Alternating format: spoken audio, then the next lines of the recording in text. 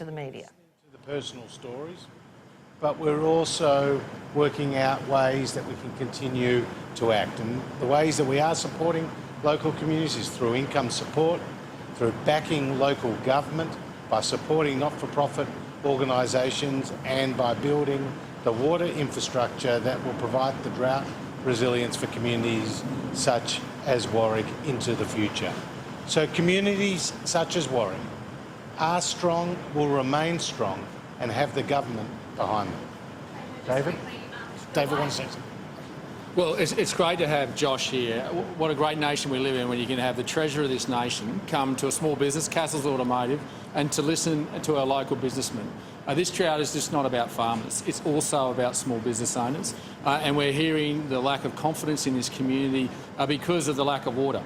We stand committed to build the water infrastructure, to rebuild the confidence. The confidence should be there. It will rain, and we should also catch that rain and make sure that these communities have the prosperity they deserve with the water security they deserve. It's important that federal government, the $7 billion we put out, the $3 billion for water infrastructure, $7 billion for drought, is complemented by the states. And I call on the premiers who I've written to and asked to pay the rates of small business owners like Castles Automotive and also farmers out there, and to think about payroll tax. The payroll tax that this business pays means that they do not employ new people in this community.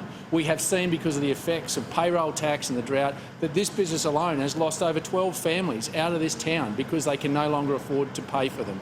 It's important that we work together. It's important we all do the heavy lifting. I just call on every state to respond to my letter and to actually do some heavy lifting with us. It's so important to get these communities back up on their feet and to keep farmers going and to keep small businesses going. There is a bright future. It will rain, and when it rains, we're going to make some good money, but they just need a helping hand now. Sorry, you had a quick question. Announcements closing today. There's calls for the government to step in and support it. Is there anything the government? Look, I haven't seen that particular story, so I'll get the further details, and I'm sure there will be appropriate commentary after. Any other questions? Thank you. Sorry, David, you might have just there are some calls that this $100 million the other day, there's worries about when we're actually going to see that money start to flow, potentially not until the end of October. How quickly can we get that to the community?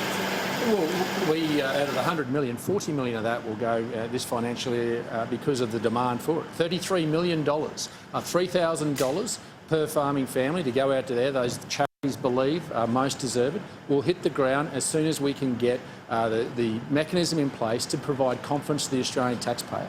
We are also working through with the farm household assistance to make that more available to everybody, and making sure we got the rural financial counsellors on the ground to help them do the paperwork.